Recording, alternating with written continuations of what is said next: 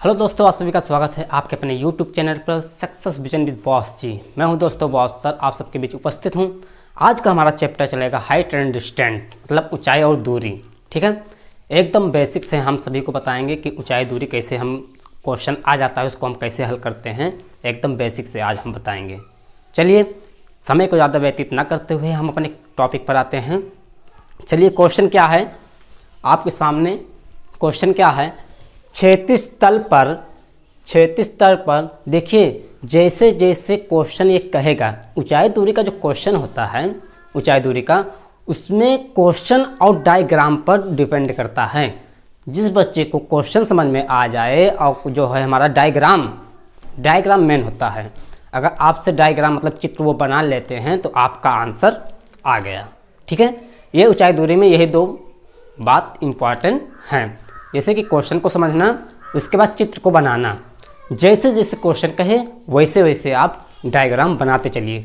चलिए देखिए, कह रहा क्षैतिज तल पर स्थित एक मीनार। क्षैतिज तल मतलब जमीन बिछा हुआ, जैसे रेल की पट्टी, वो हमारी क्या है? क्षैतिज तल। ठीक है, लेटा हुआ जिसको बोलते हैं, लेटा हुआ, वो क्षैतिज तल हो गया। मान लीजिए एक ये क्षैतिज तल है, ये क्या है? देखिए, ये आपका है एक क्षैतिज तल। ठीक है, ये क्षैतिज तल हो गया। एक मीनार की परछाई, ये मान लीजिए मीनार है। ठीक, इस मीनार की परछाई क्या होगी? यही तो हमारी बनेगी। इस मीनार की से हम खड़े हो जाएं तो हमारी परछाई कैसी बनेगी? बिछी हुई, लेटी हुई। तो ये हमारी परछाई होगी। ठीक है, सूर्य का उन्नयन कोण, अब देखिए सूर्य का उन्नयन कोण, ये सूर्य हो गया, मान लीजिए आपका सूर्य का उन्नयन कोण। सूर्य का उन्नयन कोण 60 से बदलकर 30 होने पर, ये कह रहा है जो सूर्य है, सूर्य का उन्नयन कोण 60 से बदलकर 30 होने पर। अब देखिए मान लीजिए यहाँ पर सूर्य का उन्नयन कोण ऐसे बन गया हमारा, ये सूर्य का उन्नयन कोण। ठीक है, बदलकर 30 अंश होने पर। अब ये देखिए, पहले यहाँ पर तो 60 था ना, यहाँ पर पहले 60 था, अब कह रहा है 60 से बदलकर 30 अंश, तो ये आपका 30 अंश हो जाता है। ये आपका क्या हो जाता है? 30 अंश। ये पहले तो 60 था, उसके बाद अब कह रहा है 30 अंश हो जा रहा है बदलकर। ठीक है, होने पर 40 मीटर बढ़ जाती है। देखिए, पहले तो यहाँ पर 60 था, सूर्य का उन्नयन को 60 था, जैसे ये कह रहा है 60 से बदल कर 30 अंश होने पर 40 मीटर बढ़ जाता है। जब यहाँ पहले 60 था ना, जब वो 30 अंश में बदला तो ये कह रहा है 40 मीटर बढ़ जाता है। ठीक, ये एक बात और ध्यान में रखिए। पहले तो हम ये सभी लोग जो है हाइट एंड डिस्टेंस, ऊंचाई दूरी, उन्नयन कोण और नमन कोण, ये सभी लोग जानते होंगे। उन्नयन कोण किसे कहते हैं और नमन कोण किसे कहते हैं? उन्नयन कोण हमारा जो होता है, जैसे हम कोई चीज़ ऊपर हो, आसमान में हो, उसको हम अपना सिर ऊपर करके ऊपर की ओर देखें तो उसे हम बोलते हैं उन्नयन कोण। ठीक है, और नमन कोण जो होता है, किसी चीज़ को हम ऊपर से नीचे को देखें, ठीक, वो हमारा क्या होता है? अवनमन कोण। बस, अब देखिए ये इतना हो गया। अब यहाँ पर नाम आप कोई भी दे सकते हैं, नाम यहाँ पर आप कोई दे सकते हैं, A B C D, ऐसे कोई भी नाम दे सकते हैं, बस सीरियल वाइज रहना चाहिए। ठीक है, कोई भी नाम दे सकते हैं आप। आप देखिए, इसको हम ब्लैक में कर देते हैं। देखिए, इसमें 2 त्रिभुज हैं, इसमें क्या है? 2 त्रिभुज हैं। आपका एक तो बड़ा त्रिभुज है और एक छोटा त्रिभुज है। छोटा त्रिभुज क्या है? ABC, ये हमारा छोटा त्रिभुज है। और बड़ा त्रिभुज कौन सा है? ABD, ये ABCD, ये पूरा। ठीक है, चलिए अब देखिए, ये तो 40 मीटर आपको उसमें दे दिया। ये आप इसको मान लीजिए, कुछ भी मान लीजिए, x मान लीजिए इसको। ठीक है, आप चलिए, कह रहा है मीनार की ऊंचाई ज्ञात करना है। मीनार की ऊंचाई मतलब h, इसको क्या करना है? ज्ञात करना है। ठीक है, आप चलिए, ठीक है, अब इस बार हम क्या करेंगे? देखिए, पहले हम इसमें 2 त्रिभुज हैं, पहले हम त्रिभुज लेंगे बी सी में, क्या करेंगे, ए बी सी में। तो यहाँ पर ऐसे करेंगे, त्रिभुज ए बी सी में, ठीक है, ये हो गया। अब देखिए त्रिभुज ए बी सी में, तो त्रिभुज ए बी सी में देखो हमारा क्या क्या दिया हुआ है, थीटा दिया है, लंब दिया है, आधार दिया है, ये दिया है। तो लंब आधार किसमें होता है, लंब आधार किसका बनता है, टेन का। टेन बराबर क्या होता है, टेन थीटा बराबर लंब बटे आधार। तो यहाँ पर हम क्या करेंगे, टेन थीटा और थीटा हमारा क्या दिया है, 60 अंश दिया है, तो यहाँ पर आप 60 लिखेंगे, ठीक है। 60 बराबर टेन थीटा बराबर क्या होता है, लंब बटे आधार। लंब आपका क्या है, एच है, और आधार क्या है आपका, यक्स है, ठीक है। अब टेन 60 का मान क्या होता है, सभी को पता होना चाहिए। टेन 60 का मान होता है √3 equal to H upon X हो जाएगा। इसको तिर्यक गुणा हम कर देते हैं, तो √3x इक्वल टू एच। तो x बराबर क्या आ जाएगा, h अपान √3। ये सारे बच्चों को पता है। यहाँ पर इनटू में है, अगर हम x बराबर निकालते हैं तो जो √3 है ये h के अपान में आ जाएगा, भाग में आ जाएगा, ठीक है। ये हो गया, ये पहला त्रिभुज का आपका काम हो गया। ये x का मान यहाँ पर आ गया। अब त्रिभुज लेंगे बड़ा वाला, ठीक है। पुनः यहाँ पर चाहे आप लिख दीजिए, पुनः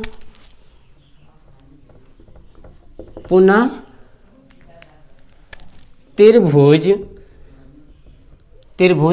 ए बी डी में, त्रिभुज ए बी डी में ये हो जाएगा आपका, ठीक है।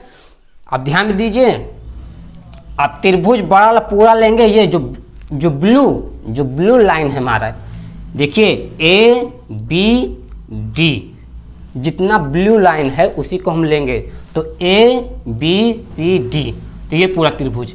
तो इसमें क्या दिया है, थीटा भी दिया है, इसमें थीटा दिया है, और क्या दिया है, आधार भी दिया है, आधार और लंब भी दिया है, ठीक है। तो त्रिभुज ए बी डी में अब यहाँ पे भी आप 10 निकाल लीजिए। आप क्या निकालेंगे, टेन थीटा मतलब 30 अंश, ठीक, 30 अंश इक्वल टू एच अपान लंब बटे आधार। अब देखिए यहाँ पर ध्यान दीजिए, आधार हमारा क्या है, ये पूरा आधार लेंगे, ये क्योंकि पूरा त्रिभुज हम बड़ा वाला त्रिभुज ले रहे हैं ना, ए बी डी में, तो आधार हमारा जो है पूरा यहाँ से लेकर यहाँ तक है। तो आधार में क्या दिया है, 40 दिया है और x भी दिया है, तो दोनों हमारा क्या हो जाएगा, जुड़ जाएगा। तो आधार कितना है, 40 है, आधार क्या है आपका 40 प्लस और क्या है x है, इसको जोड़ देंगे, ठीक है। अब देखिए टेन 30 का मान क्या होता है, 1 अपान √3 होता है, equal to h upon 40 plus x हो जाएगा।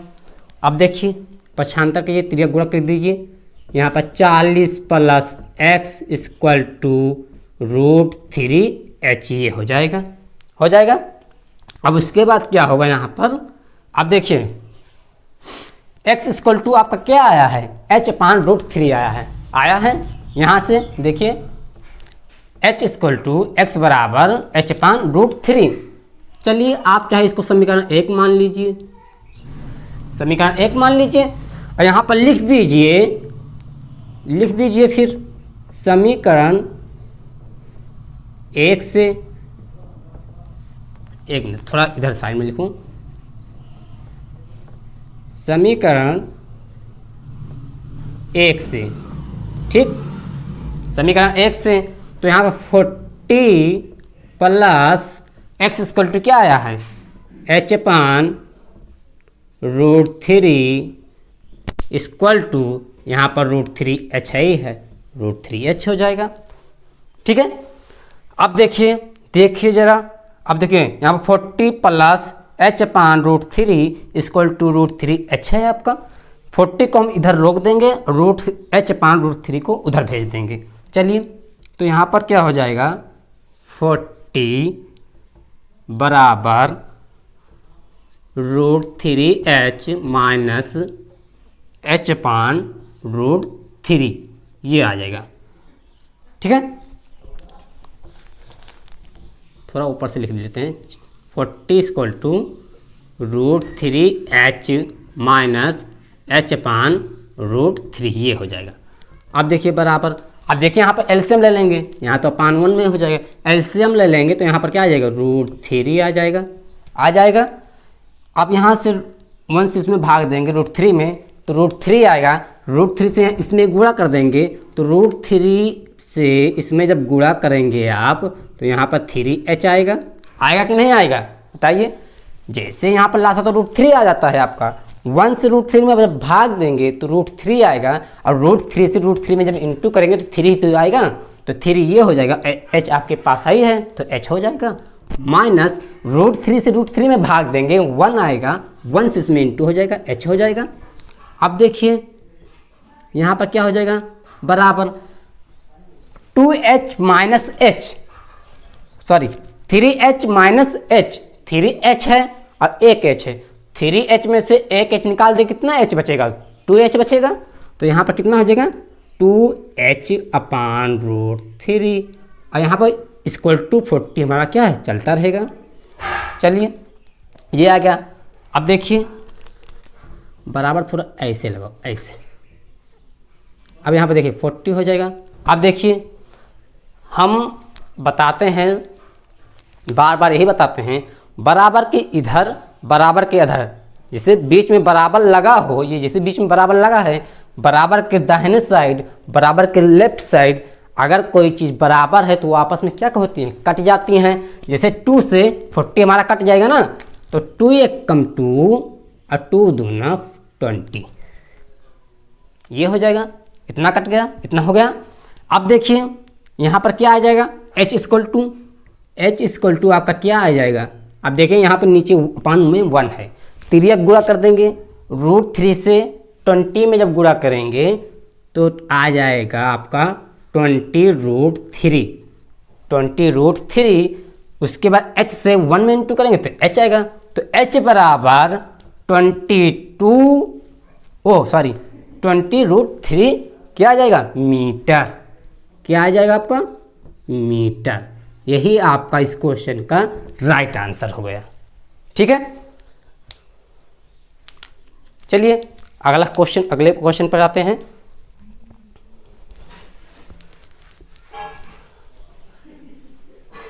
अगला क्वेश्चन क्या है आपका, चलिए। तो ये ऊंचाई आपकी आएगी ना, ऊंचाई आपकी क्या आ जाएगी, ऊंचाई पूछ रहा था तो ऊंचाई आपकी आएगी 20√3, ये आपका आंसर आ जाएगा, मीटर। चलिए नेक्स्ट क्वेश्चन आपका दूसरा क्या है, दूसरा है आपका क्वेश्चन, देखिए। एक ऊर्ध्वाधर खंभे की परछाई, ठीक है, एक ऊर्ध्वाधर खंभे की, ऊर्ध्वाधर मतलब खड़ा हुआ, ठीक है। मान लीजिए ऊर्ध्वाधर, ये आपका क्या होगा, खंभा। ये क्या होगा, ऊर्ध्वाधर, ये खंभा हो गया। कह रहा खंभे की परछाई फिर खंभे की ऊंचाई। ऊर्ध्वाधर तो हमारा खंभा हो गया, इसका कह रहा है परछाई। इसका परछाई क्या बनेगा, ऐसे तो बनेगी, जैसे हम ऐसे खड़े हैं तो हमारी परछाई कैसे बनेगी, जमीन में तो ही बनेगी ना। तो चलिए ये हो गया, ऊर्ध्वाधर खंभे की परछाई खंभे की ऊंचाई के बराबर है। जो ऊर्ध्वाधर ये हमारा खंभा है उसकी ऊंचाई, उसकी परछाई जो है ऊंचाई के बराबर है। अगर ऊंचाई हमारी ऊर्ध्वाधर खंभे की ऊंचाई अगर मान लीजिए h है या x है, कुछ भी मान सकते हैं आप, तो यहाँ मान लीजिए हम ऊर्ध्वाधर खंभे की ऊंचाई क्या मान लिए, h मान लिए, हम क्या मान लिए, h मान लिए, ठीक है। तो उसकी परछाई भी तो h होगी, ये तो कह रहा है, ऊर्ध्वाधर खंभे की परछाई ऊंचाई के बराबर है। तो अगर ऊंचाई हमारी x है या h है तो हमारी परछाई भी h होगी, ठीक है। फिर क्या कह रहा है, बराबर है, सूर्य का उन्नयन कोण होगा। उन्नयन कोण आ गया, उन्नयन कोण मतलब नीचे से ऊपर की ओर। ये मान लीजिए हमारा सूरज हो गया, ये क्या हो गया, हमारा सूरज हो गया। कह रहा है सूर्य का उन्नयन कोण मतलब नीचे से हम ऊपर को देख रहे हैं, ये उन्नयन कोण होगा, ये आपका थीटा। अब यहाँ पर कोण और नहीं दिया है, आपका कोण निकालना है, क्या होगा? इसको नाम दे दीजिए कोई भी, ए बी सी, ये नाम दे दिए, ठीक है, ये नाम दे दिया हम। चलिए अब देखिए, लंब दिया है, आधार दिया है, थीटा हमें ज्ञात करना है। तो लंब आधार किस में होता है? tan में होता है ना। चलिए, तो यहाँ पर त्रिभुज ए बी सी में, त्रिभुज ए बी सी में, ये हो जाएगा त्रिभुज ए बी सी में। तो यहाँ पर क्या होगा? tan थीटा, थीटा तो हमें पता नहीं है, तो यहाँ पर थीटा जब नहीं पता तो थीटा लिखेंगे। अगर अभी यहाँ पर थीटा का मान दिया होता 30, 45 कुछ भी दिया होता, तो यहाँ पर थीटा के स्थान पर 30, 45 लिखते, 60 लिखते, लेकिन यहाँ पर थीटा हमें नहीं दिया है। थीटा हमें निकालना है, मतलब कोण हमें निकालना है। तो tan थीटा इक्वल टू, चलिए tan थीटा इक्वल टू क्या होता है? लंब बटे आधार। लंब आपका क्या है? h है, आधार आपका क्या है? h है। ये दोनों h क्यों हैं? क्योंकि लंब और आधार बराबर क्यों हैं?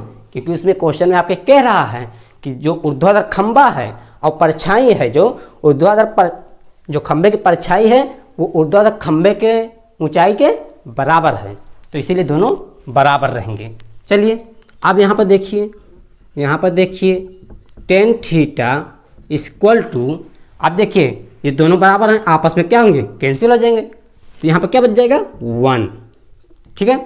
अब 1 tan थीटा इक्वल टू 1 आ गया। अब ये दिमाग लगाइए, tan थीटा इक्वल टू 1, तो tan कितने का मान 1 होता है? tan कितने का मान 1 होता है? तो आप सिंपल सी सभी बच्चे बता लेंगे। tan थीटा इक्वल टू, ये कितने का मान है? tan 45, ये होगा, क्या हो जाएगा? tan 45 अंश। अब देखिए, अभी हमने बताया इससे पहले वाले क्वेश्चन में, बराबर के इधर इधर कोई चीज़ रहती है तो वो आपस में उभयनिष्ठ हो जाते हैं, मतलब कट जाते हैं। देखिए tan यहाँ है, tan यहाँ है, दोनों आपस में क्या होंगे? उभयनिष्ठ हो जाएंगे, ठीक है। ये दोनों आपस में चाहे इसे काट सकते हैं, लेकिन ध्यान में देना थीटा मत काट देना, तो थीटा इसे पूरा काट दो, ठीक है। ये tan ऐसे चाहे काट दो या ना काटो, कोई दिक्कत नहीं है। अगर आप नहीं काटते हैं तब भी सही है, अगर काट देते हैं इसे तब भी सही है, लेकिन जब काटते समय ये ध्यान देना थीटा नहीं कटना चाहिए, न तो ये कटना चाहिए। मतलब देखिए tan इधर भी है, tan इधर भी है, दोनों क्या है? हमारे बराबर हैं, तो ये दोनों आपस में क्या होंगे? उभयनिष्ठ हो जाएंगे। तो यहाँ पर थीटा इक्वल टू, यहाँ पर क्या होगा? थीटा इक्वल टू क्या हो जाएगा? थीटा इक्वल टू 45 अंश। ये ऑप्शन में कहाँ है? पहला ऑप्शन राइट आंसर हो जाएगा, ठीक है। इस क्वेश्चन का यही आंसर होगा। क्वेश्चन नंबर 3 क्या है? देखिए, कह रहा है किसी स्तंभ के शिखर के उन्नयन कोण की टेंजेंट जो है उसकी छाया के शीर्ष बिंदु पर 3/4 है। टेंजेंट हमारा जो है, टेंजेंट उसकी छाया के शीर्ष बिंदु पर 3/4 है, तो स्तंभ की ऊंचाई और छाया की लंबाई में अनुपात होगा। इसमें आपको अनुपात निकालना है। कह रहा किसी स्तंभ के शिखर का उन्नयन को, देखिए क्या कह रहा है? किसी स्तंभ के, ये किसी स्तंभ के शिखर का उन्नयन कोण, उन्नयन कोण मतलब नीचे से ऊपर की ओर जाएंगे, ये उन्नयन कोण टेंजेंट, ये आपको क्या दे रहा है? टेंजेंट। क्या दे रहा है? टेंजेंट। टेंजेंट उसकी छाया के शीर्ष बिंदु पर 3/4 है, 3/4 है। टेंजेंट हमारा जो है 3/4, टेंजेंट मतलब tan थीटा, वही हमारा टेंजेंट, ठीक है। 3/4 है, तो स्तंभ की ऊंचाई और छाया की लंबाई में अनुपात ज्ञात कीजिए। स्तंभ की ऊंचाई और छाया के लंबाई में अनुपात ज्ञात कीजिए। इसका नाम कोई भी दे दीजिए, A B C, ये हो जाएगा। अब देखिए अनुपात लंब आधार यहाँ पर है जिसे देखिए यहाँ पर क्या कह रहा है, टेंजेंट मतलब टेन थीटा इक्वल टू क्या होता है, लंब बटे आधार। टेन थीटा इक्वल टू क्या होता है, लंब बटे आधार। तो लंब हमारा जो है क्या होता है, देखिए लंब बटे आधार, तो लंब हमारा क्या है, A B upon B C. ये क्या हुआ, A B upon B C बराबर। अब देखिए टेंजेंट मतलब ये यही कह रहा है, टेंजेंट हमारा जो है 3/4 है। टेंजेंट मतलब टेन थीटा जो है हमारा 3/4 है। तो जैसे पहले हम ट्रिग्नोमेट्री में हम पढ़ा दिए हैं, जैसे टेन थीटा इक्वल टू इसे दिया हो, मान लीजिए यहाँ पर देखिए टेन थीटा से कोई चीज़ दे दिया हो, टेन थीटा इक्वल टू मान लीजिए दिया है 3/4 ये, तो आप क्या करते थे, और उसके बाद टेन थीटा इक्वल टू 3/4 दे दिया जाए, उसके बाद कहा जाए कि कॉसेक थीटा का मान ज्ञात कीजिए, तो आप क्या करते थे, त्रिभुज बनाकर टेन थीटा इक्वल टू क्या होता है, लंब बटे आधार। तो ये लंब, ये टेंजेंट जो है हमारा 3/4 है, तो टेंजेंट मतलब लंब बटे आधार। तो लंब हमारा क्या है, 3 है, आधार हमारा क्या है, 4 है। यही इसका कहने का मतलब है, यही ये बता रहा है कि टेंजेंट हमारा जो है, टेंजेंट उसकी छाया के शीर्ष बिंदु पर 3/4 है, उसकी छाया, इस टेंजेंट हमारा जो है इसकी छाया शीर्ष बिंदु पर 3/4 है। तो स्तंभ की ऊंचाई और इसकी लंबाई में अनुपात ज्ञात कीजिए। तो tan theta equal to A B मतलब क्या हो जाएगा, ए बी मतलब क्या हो जाएगा, लंब, ये क्या हो जाएगा, लंब बटे आधार। ठीक है, लंब बटे आधार। तो अब ये हमारा क्या हो जाएगा, ये हमारा क्या है, टेन थीटा इक्वल टू क्या होता है, लंब बटे आधार तो ही होता है ना, लंब बटे आधार। तो यहाँ पर क्या हो जाएगा, लंब अनुपाते आधार बराबर 3/4। ये इसका राइट आंसर हो जाएगा। वही तो कह रहा है, टेंजेंट उसकी छाया के शीर्ष बिंदु पर 3/4 है, तो स्तंभ की ऊंचाई छाया की लंबाई में अनुपात है। तो टेंजेंट हमारा 3/4 मतलब टेन थीटा इक्वल टू 3/4 दे रहा है। तो टेन थीटा इक्वल टू क्या होता है, लंब बटे आधार। तो लंब हमारा वही तो दे रहा है 3/4। तो ये हमारा किस में है, फर्स्ट। ठीक है, इसका यही राइट आंसर हो जाएगा। ठीक है, क्वेश्चन नंबर 4 क्या है आपका, क्वेश्चन नंबर 4 है, देखिए कह रहा 50 मीटर ऊंची एक मीनार के शिखर से पृथ्वी पर एक बिंदु का अनुमान कोण 30 अंश है, बिंदु की मीनार के पाद से दूरी होगी। कह रहा 50 मीटर ऊंची एक मीनार, 50 मीटर ऊंची, ठीक है, 50 मीटर ऊंची एक मीनार, ये आपको 50 मीटर ऊंची एक मीनार हो गया, 50 मीटर ऊंची एक मीनार हो गया। मीनार के शिखर से पृथ्वी पर एक बिंदु का अवनमन कोण, पृथ्वी पर बिंदु का एक अवनमन कोण 30 अंश है। ये हमारा 30 अंश है, कितना है, 30 अंश। तो अवनमन कोण का मतलब क्या होता है, ये भी ऐसे मिलेगा आपको, ये हमारा क्या हो गया, अवनमन कोण। ठीक है, अगर ये 30 अंश है तो इसका भी इसका अवनमन कोण क्या होगा, ये 30 अंश होगा। ठीक है, ये ए हो गया, ये बी हो गया, ये सी हो गया। चलिए ठीक है, 30 अंश है, तो मीनार के पाद से दूरी होगी, मतलब मीनार के पद से, मतलब ये पद से जो ये है, मीनार के पद से जो है इसकी दूरी पूछ रही है। इसकी दूरी क्या हम मान लेंगे, x मान लेते हैं इसकी दूरी हम x मान लीजिए। चलिए, तो त्रिभुज ए बी सी में, त्रिभुज ए बी सी में ये हो जाएगा। अब देखिए लंब दिया है, आधार दिया है आपको, ठीक है, तो 10 30 इक्वल टू लंब बटे आधार, लंब आपका क्या हो जाएगा 50 हो जाएगा, आधार आपका क्या हो जाएगा x हो जाएगा। ये हमें दूरी ज्ञात करनी है, दूरी हमने x मान ली है। 10 30 का मान ये सारे बच्चे को, सारे विद्यार्थियों को पता होना चाहिए, 1/√3 होता है 10 30 का मान, इक्वल टू, अब यहाँ पर हो जाएगा 50/x, तिर्यक गुणा कर देंगे तो x बराबर आ जाएगा 50√3, इस क्वेश्चन का राइट आंसर। ठीक है, ये किस में है आपका 53, ये आपका राइट आंसर हो जाएगा। मीटर, मीटर जरूर लिख देंगे, मीटर लिख दीजिए, मीटर, ये आपका इस क्वेश्चन का राइट आंसर। चलिए अगले क्वेश्चन पर आते हैं। क्वेश्चन नंबर 5 क्या है, देखिए क्वेश्चन नंबर 5 आपके सामने है। देखिए कह रहा एक झंडे के लट्ठे के पाद से 50 मीटर की दूरी पर ए है, यदि कोण PAB 60 अंश हो तो झंडे की ऊंचाई ज्ञात कीजिए। चलिए झंडे की ऊंचाई ज्ञात करना है आपको भैया। यहाँ पर एक झंडा है, क्या है, झंडा है, ये एक झंडा हो गया, ठीक है। कह रहा झंडे के लट्ठे के पाद से, ये झंडा का ये लट्ठ हो गया आपका, ये क्या हो गया, झंडा का लट्ठ हो गया, के पाद से 50 मीटर की दूरी पर बिंदु ए है। कह रहा ये झंडा जो है लट्ठ से 50 मीटर की दूरी पर, ऐसे 50 मीटर चले जाइए, 50 मीटर की दूरी पर एक बिंदु मिलता है, वो बिंदु ए है, ये दूरी कितनी है 50, ठीक है।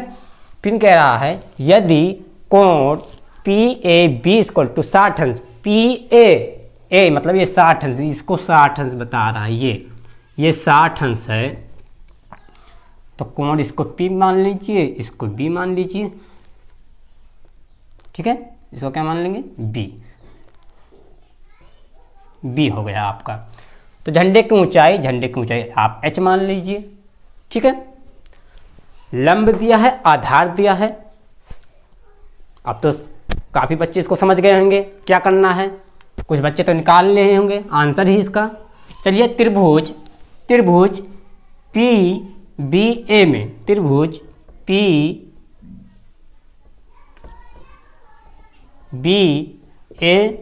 में, तो यहाँ पर निकालिए tan 60 अंश इक्वल टू लंब बटे आधार, टेन बराबर क्या होता है, थीटा बराबर लंब बटे आधार, लंब आपका H है, आधार आपका 50 है, तो tan 60 का मान सभी को पता होगा, ये मान पता होना चाहिए। tan 60 का मान √3 H/50 ये हो जाएगा, इसको अपन में 1 मान लेते हैं, तेरी आप गुणा कर दीजिए, तो H = 50 √3 मीटर आंसर हो जाएगा इस क्वेश्चन का, ठीक है। इस क्वेश्चन का ये राइट आंसर हो जाएगा। आपका क्वेश्चन नंबर क्या है 6। देखिए इसमें क्या कहता है, ये बहुत इंपॉर्टेंट क्वेश्चन है आपका, ये काफ़ी बार पूछा गया है और शायद फिर आ सकता है आपके एग्जाम में, तो इसलिए ध्यान देना। देखिए जो ये हमारी ऊंचाई दूरी है, इसमें सिर्फ क्वेश्चन को पढ़िए और डायग्राम बनाइए। अगर आप क्वेश्चन को पढ़ते हैं साथ साथ चित्र अगर बना लेते हैं तो आपका आंसर आ गया, ठीक है। इसमें यही 2 बात ध्यान में रखना है, एक क्वेश्चन और एक चित्र। जिस बच्चे को क्वेश्चन और चित्र समझ में आ गया उसका आंसर भी आ गया। देखिए जैसे जैसे क्वेश्चन में जो कहेगा वैसे वैसे हम करते चलेंगे। कह रहा आंधी के कारण किसी वृक्ष का ऊपरी भाग, अब देखिए समझिए ध्यान में, कह रहा है आंधी के कारण वृक्ष हो गए हैं, ये वृक्ष होगा, आंधी के कारण वृक्ष का ऊपरी भाग क्या है आपका, यही तो है ऊपरी भाग टूट कर क्षैतिज तल पर 45 अंश का कोण बनाता है, ठीक है। ये वृक्ष का ऊपरी भाग टूट कर, ये वृक्ष था आंधी के कारण टूट कर ऐसे झुक गया, ठीक है, ये ऐसे क्या हुआ, झुक गया। तो ये झुका हुआ भाग जो है, झुका हुआ भाग क्या कह रहा है, ये झुका हुआ भाग 45 अंश का कोण बनाता है, ये ठीक। नाम इसका कोई दे दीजिए ABCD। इस क्वेश्चन को समझे, बहुत इंपॉर्टेंट क्वेश्चन है ये। देखिए कह रहा है किसी वृक्ष का ऊपरी भाग आंधी से टूटकर क्षैतिज तल पर 45 अंश का कोण बनाता है। ये हमारा वृक्ष था, आंधी से टूटकर इसे झुक गया। पृथ्वी के देखते नहीं, जब पेड़ ऐसे रहता है, जब आंधी वगैरह आता है तो झुक कर ऐसे पृथ्वी की ओर तो ही झुकता है, तो वही कह रहा है झुक गया, टूटकर झुक गया, और झुका हुआ भाग जो है 45 अंश का कोण बनाता है, ठीक है, 45 अंश का कोण बनाता है। यदि वृक्ष का शिखर पहले तो शिखर यहाँ था, अब आंधी जब चली, जब टूट कर झुक गया तो शिखर इसका कहाँ आ गया, यहाँ पर आ गया। तो ये है आपका क्या हो गया, शिखर है। शिखर क्षैतिज तल पर जड़ से, और ये जड़ है वृक्ष का आपका, ये क्या है, जड़ है, ठीक है। जड़ से 10 मीटर की दूरी पर मिलता है, 10 मीटर की दूरी पर मिलता है।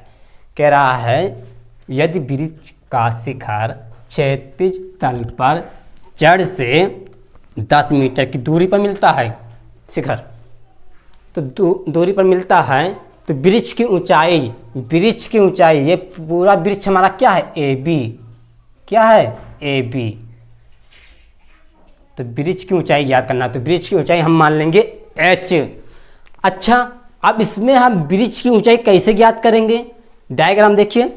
इसमें हम वृक्ष की ऊंचाई कैसे मालूम करेंगे कि हमारा वृक्ष की ऊंचाई आ गई, जब तक हमें ए डी और डी बी नहीं मालूम होगा तब तक हम पूरी ऊंचाई नहीं ज्ञात कर सकते हैं, ठीक है। तब तक हम पूरी ऊंचाई नहीं ज्ञात कर सकते हैं। तो ये हमारा डी है, तो इसको मान लीजिए x और इसको मान लीजिए y, ठीक है। अगर ये हमारा ए डी जो है, ए डी जो है अगर x है तो क्या सी डी हमारा x नहीं हो सकता, क्योंकि यही तो हमारा भाग टूट कर झुका है ना। तो अगर ये x है तो ये भी x हो गया। अब चलिए देखिए, अब यहाँ पर लिख दीजिए त्रिभुज, त्रिभुज ये D है आपका, D से थोड़ा सही से लिख देते हैं D, ये डी बी सी में, त्रिभुज डी सी बी, त्रिभुज डी बी सी में, त्रिभुज डी बी सी में, ठीक है, ये हो गया। अब यहाँ पर क्या करेंगे, देखिए ध्यान दीजिए, यहाँ पर लंब आधार, लंब आधार, तो यहाँ पर क्या करेंगे, टेन थीटा, टेन थीटा मतलब टेन 45, टेन 45 अंश बराबर, टेन 45 अंश बराबर लंब बटे आधार, ठीक है, ये हो गया हमारा, ये हो गया। आप देखिए टेन 45 का मतलब सारे विद्यार्थियों को पता होगा 1 इक्वल टू एच अपान 10। देखिए अब यहाँ पर हो जाएगा h इक्वल टू, ओ h नहीं y है ना, इसको y कर दीजिए, सॉरी, अरे ये तो यहाँ मिटाना था। ये लंब क्या है, y है, यहाँ भी y रहेगा, ये तो y इक्वल टू कितना आ गया, 10 आ गया, ठीक है। अब y इक्वल टू 10 आ गया, y इक्वल टू 10 आ गया। अब अगर x का मान भी निकल आए तब तो हमारा काम बन गया। तो x का मान अब हमें ज्ञात करना है, तो x का मान ज्ञात करने के लिए मतलब इसका मान ज्ञात करने के लिए, तो y का मान ये आ गया, अब x का मान मतलब इसका मान ज्ञात करना है। तो ये कण, ये आधार, तो कण आधार किस में होता है, मतलब आधार और कण किस में होता है, काश में होता है। चलिए इसको यहाँ पर लिख दीजिए, पुनः पुनः त्रिभुज डी बी सी में, पुनः त्रिभुज डी बी सी में, तो यहाँ पर हो जाएगा cos 45 अंश बराबर, cos 45 अंश बराबर क्या होता है, आधार बटे कण, आधार हमारा क्या है 10 है, कण क्या है हमारा x है। cos 45 का मान जो sin 45 का मान होगा वही हमारा cos 45 का भी मान होगा। तो cos sin 45 का मान होता है 1/√2, तो cos 45 का मान भी हो जाएगा 1/√2, ये इतना आ गया। अब देखिए इसका हम क्रिया गुणा करते हैं, तो x बराबर क्या हो जाएगा 10√2, ये क्या आ गया मीटर, ठीक है, ये भी मीटर यहाँ पर लिख दीजिए। y बराबर x बराबर मतलब x का भी मान हमें पता हो गया 10√2, मतलब x और y का मान दोनों पता होगा, कहने का मतलब AD और DB हमें मालूम हो गया। तो क्या AB नहीं निकाल सकते हैं, बिल्कुल निकाल सकते हैं। चलिए AB इक्वल टू हम झट से निकाल देते हैं। AB इक्वल टू क्या हो जाएगा, AB इक्वल टू मतलब AD प्लस DB। तो AB हमारा क्या है, AB मतलब पूरी ऊंचाई ना, AB हमारा क्या है वृक्ष, वृक्ष की ऊंचाई हमने क्या माना है h, तो h इक्वल टू AD हमारा क्या है x है, तो x का मतलब कितना आया है 10√2 प्लस डी बी हमारा क्या है, वाई मतलब 10, यहाँ पर हो जाएगा 10। अब देखिए ज़रा यहाँ पर क्या कॉमन हो रहा है, 10 कॉमन क्या हो रहा है, 10 कॉमन मिल रहा है हमारा। कॉमन का मतलब क्या होता है, 10 से इसमें भाग दे दो, तो 10 से जब इसमें भाग दे देंगे तो यहाँ पर हमारा बचेगा √2 प्लस 10 से इसमें भाग देंगे, 10 कैंसिल हो जाएगा, √2 बचेगा प्लस 10 से इसमें जब भाग देंगे तो 10 कैंसिल हो जाएगा, 1 बचेगा। ये आ जाएगा मीटर। इसका इस क्वेश्चन का राइट आंसर, ये ऊंचाई हमारी आ गई। ठीक है, चलिए आज की क्लास हम यहीं पर समाप्त करते हैं। ये आज जितने हमने क्वेश्चन कराए ये शॉर्ट क्वेश्चन थे, एक नंबर का। ठीक है, कल हम लॉन्ग क्वेश्चन कराएंगे। ठीक है, आशा करते हैं जितने हमने क्वेश्चन कराया सारे विद्यार्थियों को अच्छे से समझ में आया है।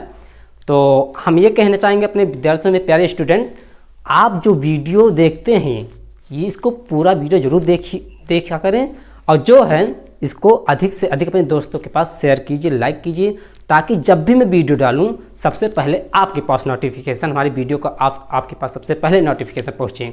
ठीक है, चलिए तब तक के लिए best of luck, thank you.